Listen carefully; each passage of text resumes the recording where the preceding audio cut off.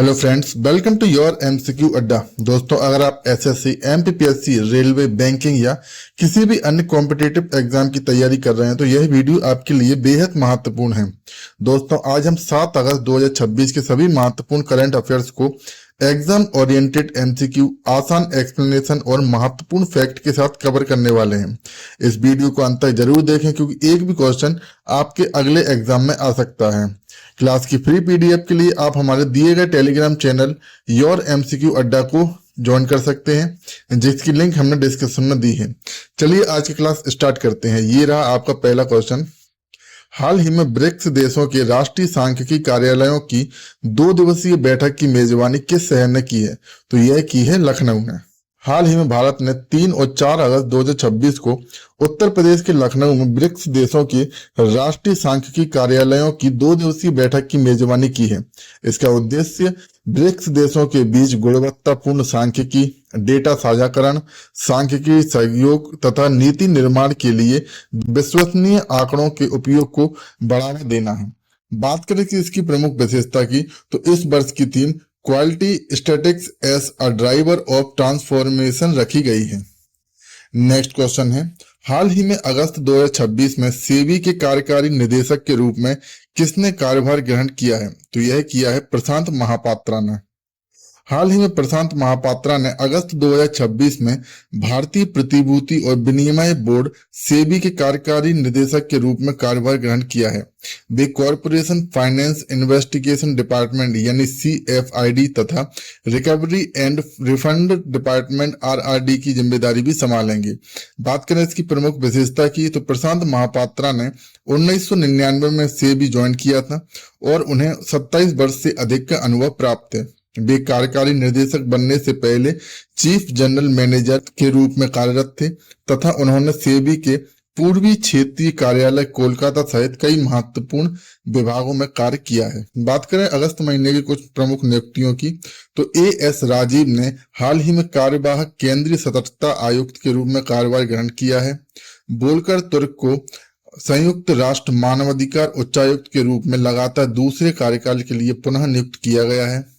वर्षा अशोक अगलवे भारतीय भूवैज्ञानिक सर्वेक्षण यानी GSI की पहली महिला महानिदेशक नियुक्त की गई हैं। नेक्स्ट क्वेश्चन है, हाल ही में अगस्त 2026 में 90 वर्ष की आयु में किस पूर्व राज्यपाल एवं शिक्षाविद का निधन हुआ है? तो यह हुआ है D.Y. पाटिल का।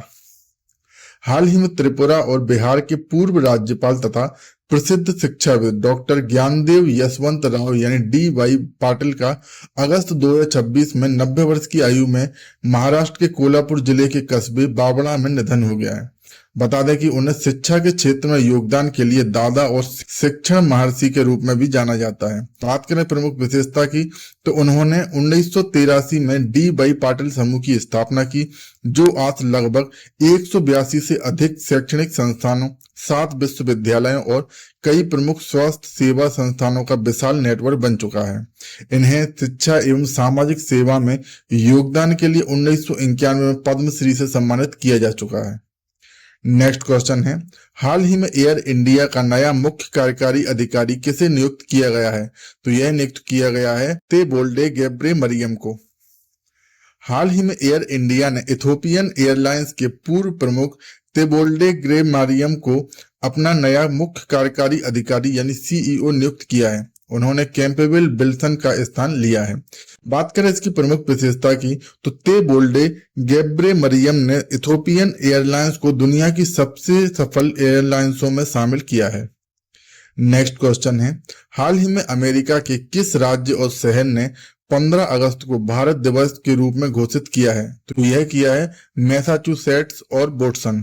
हाल ही में अमेरिका के मैसाचुसेट्स राज्य और बोस्टन शहर ने भारत के 79वें स्वतंत्रता दिवस तथा भारतीय अमेरिकी समुदाय के सांस्कृतिक, आर्थिक, वैज्ञानिक और सामाजिक योगदान के सम्मान में 15 अगस्त को भारत दिवस घोषित किया है।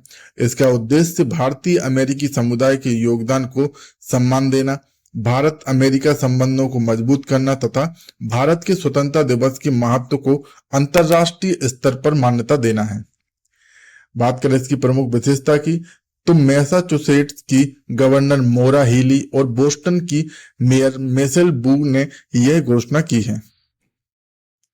दोस्तों ये हमारा टेलीग्राम चैनल है। अगर आपको रोज की free PDF, study material, current affairs और एग्जाम अपडेट चाहिए तो अभी हमारे टेलीग्राम चैनल को ज्वाइन कीजिएगा, जिसकी लिंक हमने डिस्क्रिप्शन में दी है, या स्क्रीन पर दिख रहे QR कोड को भी आप स्कैन कर सकते हैं। तो अभी ज्वाइन करें और अपनी तैयारी को और अधिक मजबूत बनाएं। चलिए नेक्स्ट क्वेश्चन देखते हैं। ये रहा आपका next question. Randstad employer brand research के अनुसार भारत का सबसे आकर्षक नियोक्ता ब्रांड कौन बना है? तो यह बना है गूगल।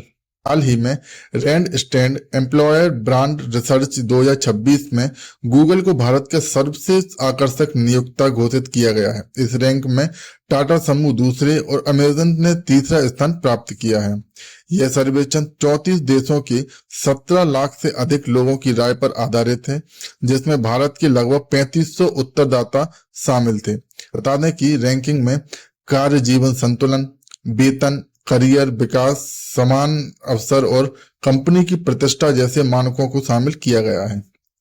नेक्स्ट क्वेश्चन है, हाल ही में राष्ट्रीय हथकरघा दिवस प्रतिवर्ष कब मनाया जाता है? तो यह मनाया जाता है 7 अगस्त को।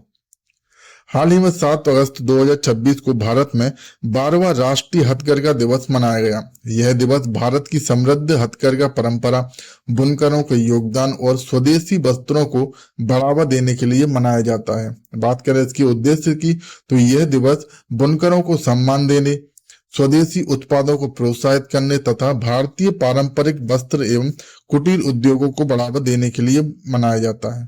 बात करें इसकी विशेषता की, तो यह दिवस 7 अगस्त 1905 को शुरू हुए स्वदेशी आंदोलन की स्मृति में मनाया जाता है। बात करें अगस्त माह के कुछ महत्वपूर्ण दिवस की, तो 2 अगस्त को भारत में मैत्री दिवस मनाया गया, 6 अगस्त को हिरोशिमा दिवस मनाया गया और 7 अगस्त को राष्ट्रीय हथकरघा दिवस मनाया गया।